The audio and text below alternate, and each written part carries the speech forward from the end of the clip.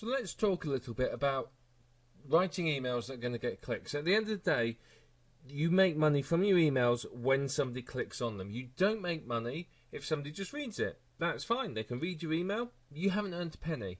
When they click on it, that's when you start to earn. So how do you get the clicks? Well, the first step is you have to get them to open it. How do you do that? You need a headline. You need a title that grabs their attention. Now, having their name in the header always helps. If you just got a title that says learn how to make money online, that's not going to get an awful lot of attention. If you had a title that said John, say that's your name, you can learn how to make money online. That's a lot more personal and it's going to get a lot more attention. If we capitalise the first letters of each word, that also gets a lot more attention. You can see how this is starting to look a lot more attractive to someone now. So if we look at this now, you can see that as a headline to an email is suddenly looking a lot better. You can look at that and you can think, well, yeah, that I'm interested in that, you know. Or it could be, John, are you ready to shed that extra weight yet? Or Jane, are you fed up of your puppy leaving presents on your carpet? That sort of thing. What you're doing is you're writing a headline, and like a headline on a sales letter, it's got to grab their attention and fire their interest. They need to be able to look at it and go, well, yeah, I am actually, yeah. I am fed up of my puppy leaving presents on the carpet. Yeah, do you know what? That extra weight's bothering me. I want to get rid of it. And so on. You need to communicate with them and get them to open the email. Once you've got them to open the email, you can then concentrate on getting them to click through. Now, in the email, what you are doing is you're focusing on one thing. You're focusing on the click. The important thing in your email is the click. That's what we're after. We want them to click on your link and come through to your web page. That's how you get them to buy. So you don't tend to directly sell in an email unless you are sending them directly to like a checkout. If I was marketing a product, what I would do is I would talk about the product and I would then really sort of sell them on clicking through to find out more. So I wouldn't try and sell the product. I'd overcome some of their objections. So for example, this one here, are you ready to shed that extra weight? I might talk about the fact that you got a bit of extra weight. I know dieting's tough. It's not fun. Nobody likes it. It's boring. You know, you get to eat all food you don't like and you can't eat the stuff you really do like, blah, blah, blah. So what I could do in the email is I could pre-sell them and overcome those objections by saying, well, actually, dieting can be really good fun. It can be enjoyable. You can eat nice, delicious, healthy food. You can still have some of the old food, but you just do it in moderation and so on. And I can overcome those objections and funnel them through to the website where they're already pre-sold, warmed up, thinking, well, actually, I'm quite interested in this. And you get them to click through. Now, when you're writing the email, you have to have a direct call to action. That's a call to action. Now, a call to action basically tells them what to do. So at the end of the email, you'd say again, you'd do something like, John, if you really want to get rid of that extra weight, then just click here now, and I'll show you how you can do it easily and enjoyably. And that's it. And the click here now would be a hyperlink through to my page. Or I would have the web click here now, and I might do something like that, the URL, and that would basically get their attention. And they would, that's telling them what to do. I've pre-sold them with the email, and then I said, right, you want to get rid of that extra, don't you, John? Click here now, and I'll show you how you can do it. And I give them the URL. And that's a call to action. It's getting their attention, and it's making them realise that they need to do something.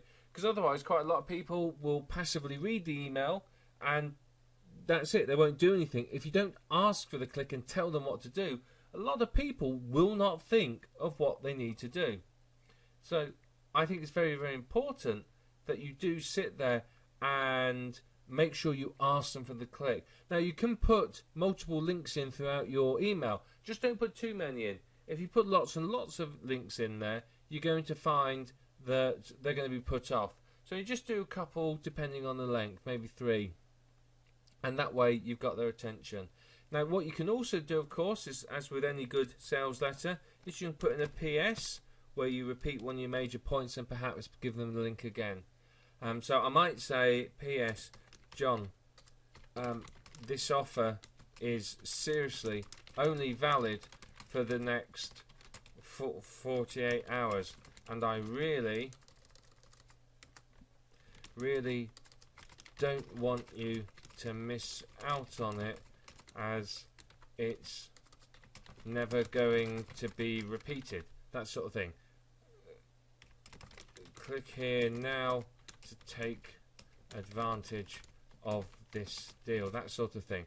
So that's sort of what you do. You do something like that in the PS, and again that grabs attention and it tells people what they need to do. So, you know, writing an email isn't difficult. It's like, almost like writing a mini sales letter, except you're informing and educating instead of trying to sell. And I think that's one of the big differences that people don't quite realise, is an email isn't actually a sales letter. It's a pre-sales letter getting them to your sales letter so that you can sell to them. You're overcoming some of the common objections that they've got. You've got to think about, where do you normally build a list? Often a list is people that are interested in buying something, but they haven't bought it, so they're signed up to the list. So you need to pre-sell them, which means think about what objections they would have to buying, warm them up, overcome those objections, and really market what you want to them. And what you will find is it's going to really work for you. Now, when you send out your emails, most of these email companies will have stats for you that you can look at. So if you're setting up an autoresponder sequence, and you know, every couple of days they're going to get an email sent out, what you need to do is every few weeks check your autoresponder stats and see if on particular emails you have a high level of unsubscribes or a low open rate or whatever it might be. If you do find emails where you have a high unsubscribe rate or a low open rate, have a look at them and find out what you're doing wrong. There's something about that email people don't like. Likewise, if you find an email where you get an astronomical open rate and click-through rate, go and have a look, because you've done something right on it, and you may want to try and analyze that, work out what it is, so that you can then try it on other emails to boost your open rate. Ultimately, you make money by people opening your email and then clicking on your link. Only a percentage of your list will open your email, and only a percentage of them is going to actually click on the link. What percentage it is depends upon the relationship with your list, which is why that was one of the first things we covered. If you don't have a good relationship with your list, then you are going to struggle to make any money from them. You have to have that relationship, and you will find that the money will flow in a lot quicker. People with good relationships with their list can get open rates of 20, 30, 40% and more, because the list trusts them. I mean, on one of my lists where I email regularly, we've got a good relationship, they really know me, I can get open rates regularly of 25 and 30%. So it really is possible.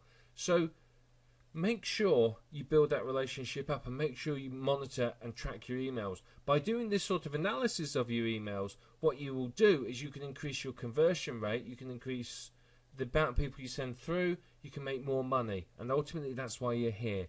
By taking this little bit of an extra step, you can actually turn what is some extra money into a serious full-time income. If you're earning $100 a month from your email list, a 1% increase isn't going to make a big difference. Woo, it's a whole dollar. But yeah, if you're earning tens of thousands of dollars, that 1% of increase is suddenly a lot of money. If you can take your open rate from 10 to 20%, you just doubled your income, you know, effectively, if you can get your click-through rate up. So just think about that when you're sitting there thinking, why do I need to do this? By making sure you pay attention to those stats, you can dramatically increase the amount of money that you make from your list.